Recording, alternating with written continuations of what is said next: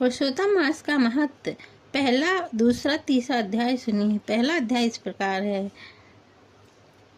एक बार बहुत से ऋषि मुनिजन नैमिषारण्य तीर्थ में जाकर यज्ञ करने में तत्पर थे। उसी समय श्री सूत जी तीर्थ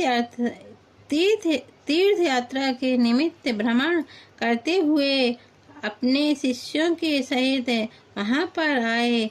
मुनियों को देखकर नमस्कार कर आनंद मग्न हो गए।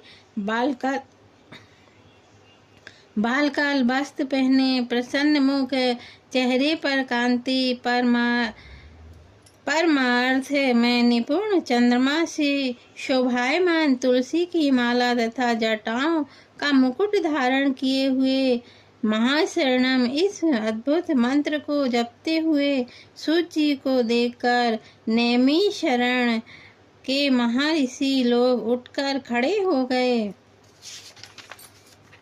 मुनियों ने हाथ जोड़कर कहा, हे सूत जी, हम सब लोग को भगवान की अद्भुत कथाओं को सुनने की इच्छा है। तब सूत जी ने प्रसन्नता से सब ऋषियों के आगे हाथ जोड़कर नमस्कार किया। ऋषि कहने लगे कि हे सूत जी, हमने आपके लिए सुंदर आसन बनाया है, आप इस पर बैठिए। आप बड़े भाग्यवान हैं।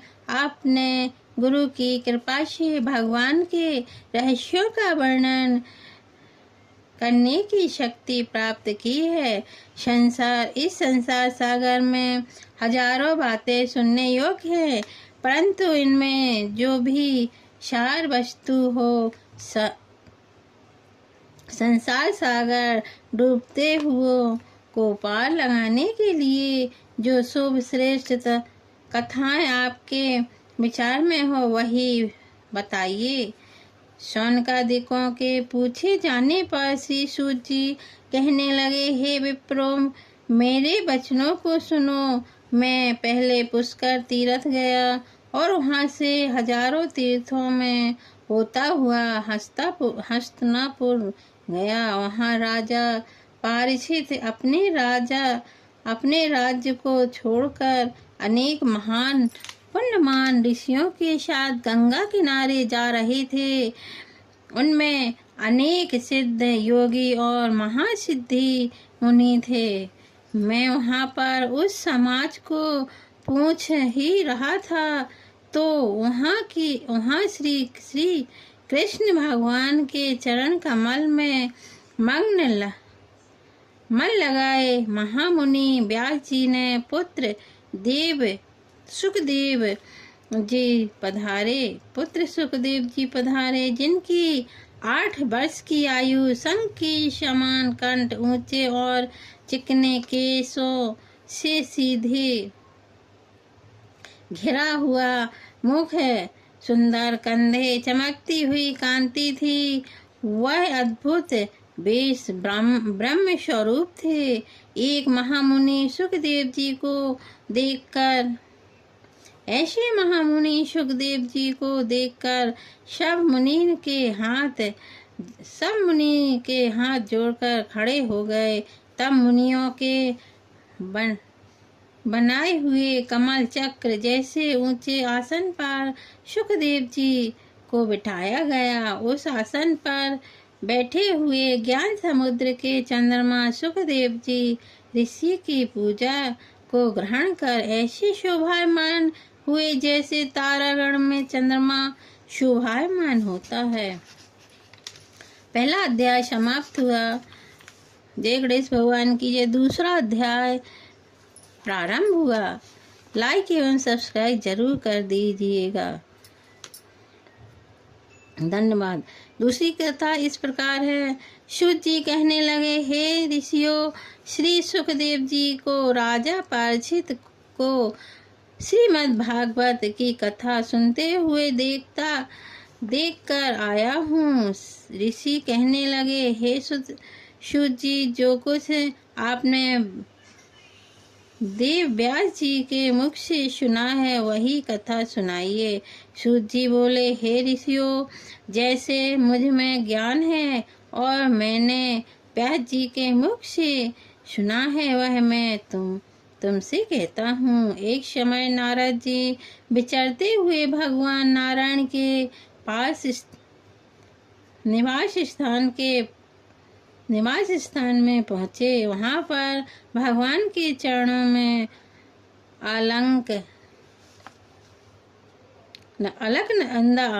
भगवान के चरणों से अलकनंदा नदी बह रही थी। वहाँ पर ब्रह्म में लीन जितेंद्रिय निर्मल और तेजोमय ऋषि को देखकर भगवान ने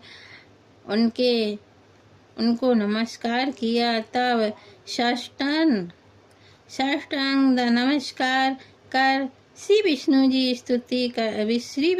की स्तुति करते हुए नारद जी कहने लगे, हे देवनिधि, संसार के स्वामी, दया सिंधु, आप सत्यवादी हो, त्रिसत्य हो, सत्य के स्वरूप सत्य से ही उत्पन्न हो और सत्य योनि हो। आपको नमस्कार है। हे भगवान, सब प्राणियों के हृदय विषयों में आसक्त है। स्त्री पुत्र आदि के मोह में फंसे हुए गृहस्थियों लोगों का हित करने वाले लाभकारी कथा व्रत कुछ विचार कर मुझसे बताइए।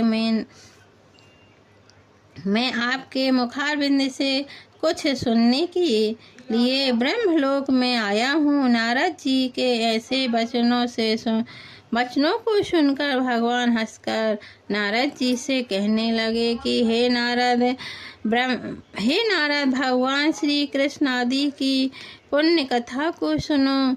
हे तात, जगत के विधाता और उसको एक पल मात्र में नाश करने वाले उनके कर्मों को कहने वाला पृथ्वी पर कौन समर्थ है। हे नारद जी, ऐसे भारयुक्त कथा को तुम जानते हो,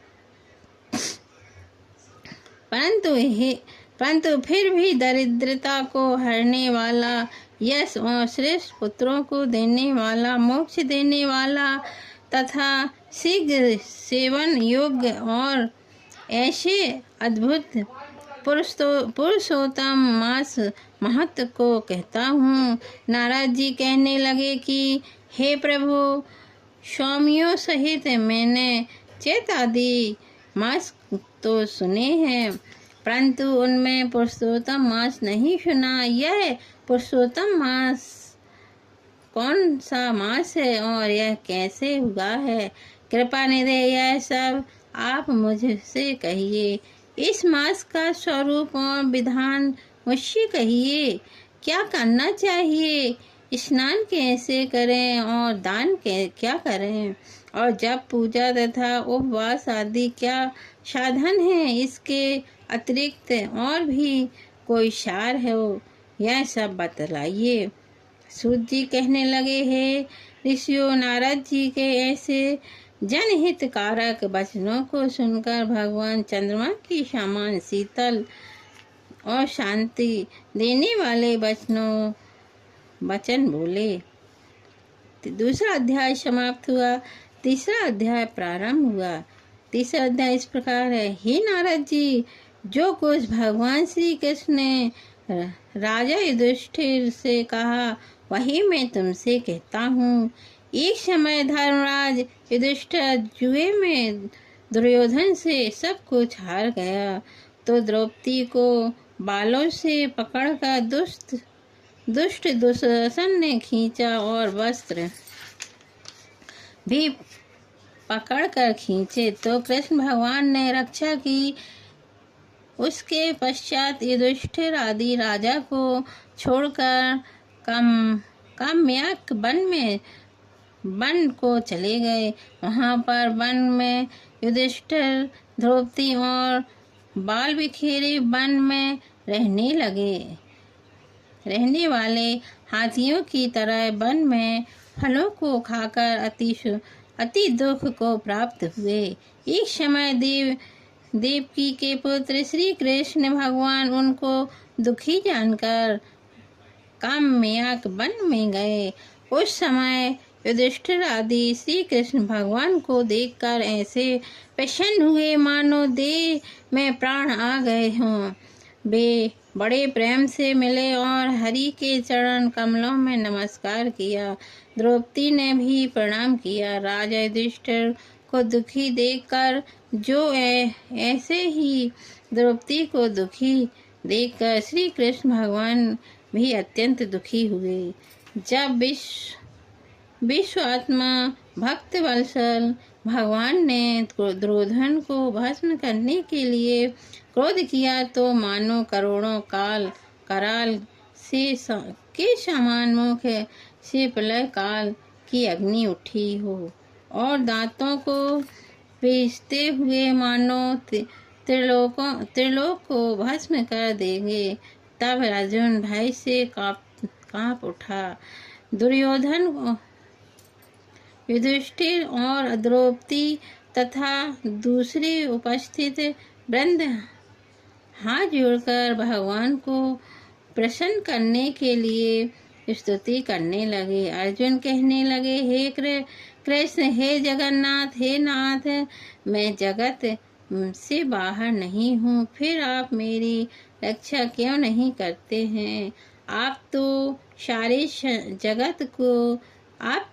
जगत की रक्षा करने वाले हो। जिनके नेत्र बंद करने से ब्रह्म का पतन हो जाता है, जिनके क्रोध से सारे विश्व का नाश हो जाता है, कोई भी जीवित नहीं रह सकता। हे जगतपते, इस संहार करने वाले क्रोध को दूर कीजिए। आपके क्रोध से संसार में प्रलय हो जाएगी। भगवान कहने लगे कि हे नारद जी, अर्जुन इस प्रकार कहकर हाथ जोड़कर श्री कृष्ण भगवान को नमस्कार करने लगे। तब श्री कृष्ण भगवान अर्जुन के इस प्रकार स्तुति वचन सुनकर शीतल हो गए। फिर प्रेम से व्याकुल होकर युधिष्ठिर आदि श्री भगवान को बार बार नमस्कार करने लगे। श्री नारायण कहने लगे कि हे नारद जी, इस प्रकार प्रेम से मग्न हो सिर झुकाकर हाथ जोड़कर बार बार भगवान श्री कृष्ण को नमस्कार कर अर्जुन ने भगवान श्री कृष्ण से जो प्रश्न किया वह मैं तुमसे कहता हूँ। हरि भगवान ऐसा वह सुनकर पांडवों के हितकारक वचन कहने लगे। कृष्ण कहने लगे कि अर्जुन, मेरे वचनों को सुनो और आपने जो अपूर्ण प्रश्न किए हैं, इस समय मैं इसका उत्तर देने को समर्थ नहीं। यह गुप्त प्रश्न ऋषियों को भी कठिन है। जो भी हे अर्जुन, मैं तुम्हारी मित्रता और भक्ति से प्रसन्न होकर अत्यंत कठिन उत्तर को क्रम से कहता हूँ, सुनो। हे अर्जुन, एक समय में संयोग वश अधिक मास आया, उसको सब असहाय, निंदित, अपूर्ण मल मास और नबी की संक्रांति से वर्जित ऐसा कहते हैं। मल मास से स्पर्श करने योग्य नहीं है, सब कर्मों से निंदित है। इस प्रकार लोगों के वचन सुनकर वह मलमास कांतिहीन निरुद्ध होगी दुखों को युक्त मेरे पास आया और वैकुंठ में, जहाँ पर मैं निवास करता था, स्मरण